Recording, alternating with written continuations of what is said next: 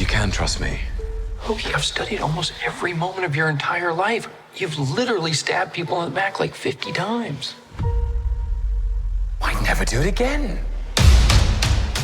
With Loki Season 2 around the corner, I wanted to update my Season 1 review because if you've seen it on my channel, it's pretty bad. Admit it, none of us actually thought that Loki was dead after the events of Avengers: Infinity War. Yeah, it's just like really bad. It's totally terrible. So I'm going to redo it in this video. And I'm not going to go into the content of the series, but I kind of wanted to touch on my main points of what I thought made it a great Disney Plus Marvel series. So the series starts off with Loki, of course. It's a variant of Loki that escaped during Avengers 2012 and was able to escape to a desert where he is picked up by the TVA, since what he happened wasn't supposed to happen in the sacred timeline.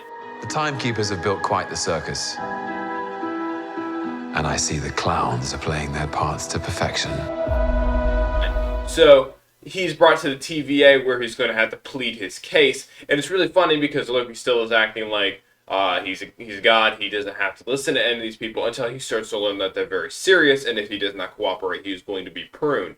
So he really quickly learns that he is no longer on Earth or in any place that he's ever been before, but he's in this new place where Infinity Stones don't matter. He's able to watch the entire clip of his entire life, and we're able to have him, for like a couple minutes there, he has to catch up on what happened in his life, how he died, his mother dying, his father dying, and all that. So we see a lot of character development as Loki realizes that there's more to being than being a villain, as he needs to help the TVA. But he starts off wanting to help the TVA just as a means of escape, which is really interesting to watch because he's always trying to backstab. You picked up the Tesseract, breaking reality.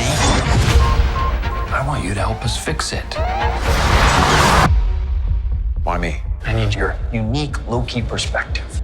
But as it goes on, he and Mobius develop this type of friendship in which they want to work together to be able to stop whoever is behind the timekeepers.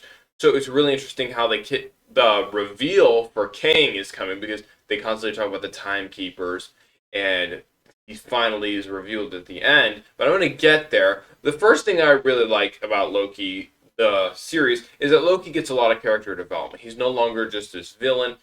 We've seen him come a long way since Avengers 2012 and Thor, when he first showed up, and he's really getting a lot of development as he's turning from villain to hero. It's really nice to see. And it's also kind of, I love his interactions with Mobius. Mobius is kind of this cheerful, happy little person.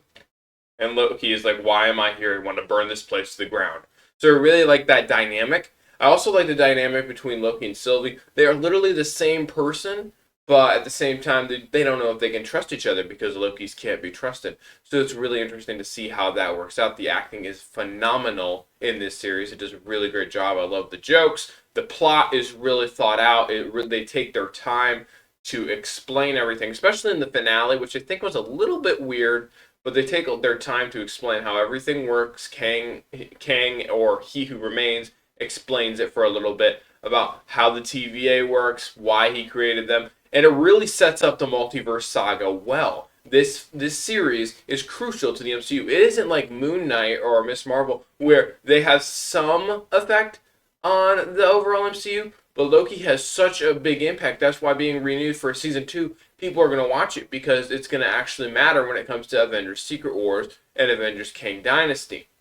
So I really think he did a great job of turning an old villain into a hero, introducing new characters, and bringing up the next big MCU bad villain back into the MCU. It was a great way to introduce He Who Remains - Kang. So I think that this is set up an amazing saga. I'm really excited for season 2, in which we get to see Loki have to deal with a different version of Mobius, and he's got to help convince them that they've got to do something about He Who Remains before it's too late.